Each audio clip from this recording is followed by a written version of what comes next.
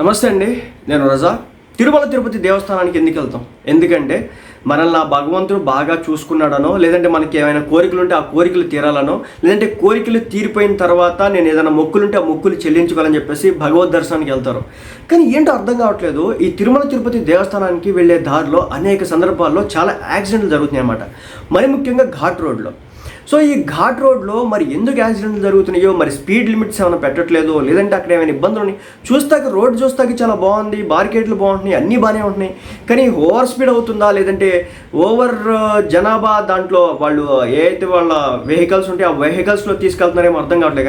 కానీ యాక్సిడెంట్లు మాత్రం భయంకరంగా జరుగుతున్నాయి. తిరుమల ఘాట్ రోడ్లో వరుస ప్రమాదాలు ఈరోజు జరుగుతున్నాయని చెప్పొచ్చు. తిరుమల ఘాట్ రోడ్లో మరో ప్రమాదం చోటు చేసుకుంది. అది ఎప్పుడో కాదు, నిన్న వరుస ప్రమాదాలు జరగడంతో శ్రీవారి భక్తులు ఆందోళన చెందుతున్నారు. సో మొదటి ఘాట్ రోడ్లో బ్రేక్ ఫెయిల్ అయ్యి అదుపు తప్పినటువంటి టెంపో ట్రావెలర్ అక్కడ ఉన్నటువంటి ఒక చెట్టుని ఢీకొనడంతో 10 మందికి గాయాలైనాయి. ఇంకా వాళ్ళు ఏం చేసుకుంటారు, ఏ విధంగా దైవ దర్శనం చేసుకుంటారు?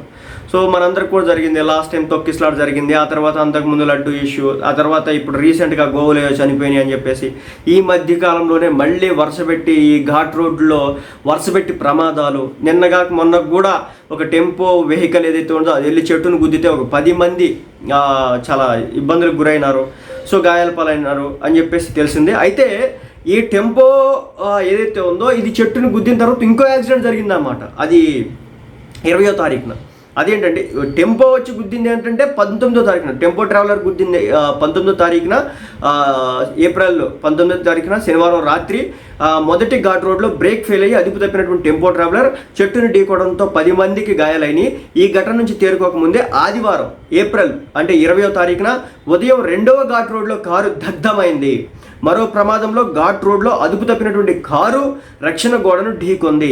ఈ ఘటనలో 4 గాయాల పాలయ్యారని చెప్పేసి వార్తలు వస్తున్నాయి. సో ఈ విధంగా నెలలో కొన్నిసార్లు ఈ తిరుమల ఘాట్ రోడ్లో అయితే వరుస ప్రమాదాలు అయితే జరుగుతున్నాయి. మరి దీని మీద ఎలాంటి చర్యలు తీసుకోవాలో ఎవరైతే అధికారులు ఉంటారో వాళ్ళు సరైన చర్యలు తీసుకుంటే ముఖ్యంగా బాగుంటుంది. ఎలాంటివన్నీ కూడా బ్రేక్ ఫెయిల్ అవ్వడం, లేదంటే ఓవర్ స్పీడ్ అవ్వడం, లేదంటే జనాభా ఎక్కువ ఏదైతే వెయిట్ కారణంగా వెహికల్ ఎక్కువ మంది ఉండడం కారణంగా అది కంట్రోల్ చేయలేకపోవడం, ఎలాంటివి ఏమైనా జరుగుతాయని చూడాలి. ప్రత్యేక శ్రద్ధ, ఎందుకంటే దైవ దర్శనానికి వెళ్తానంటే పుణ్యం కోసం వెళ్తారు తప్ప అనవసర ఇబ్బందులు ఎదుర్కోవాలని చెప్పేసి ఎవరు కూడా వెళ్ళరు. బట్ ఈ జరుగుతున్న విషయాలు చూస్తూ ఉంటే ఎక్కడో ఏదో ఇబ్బందికరంగా జరుగుతుంది. ఇది కరెక్ట్ కాదు. ఎందుకంటే దైవ దర్శనం దగ్గరికి వెళ్తున్నప్పుడు ఇలాంటివి జరిగితే కనుక వాళ్ళు దేవుడి మీద కొంత అపనమ్మకాన్ని ఏర్పాటు చేసుకునే దానికైతే అవకాశం అయితే ఉంటుంది.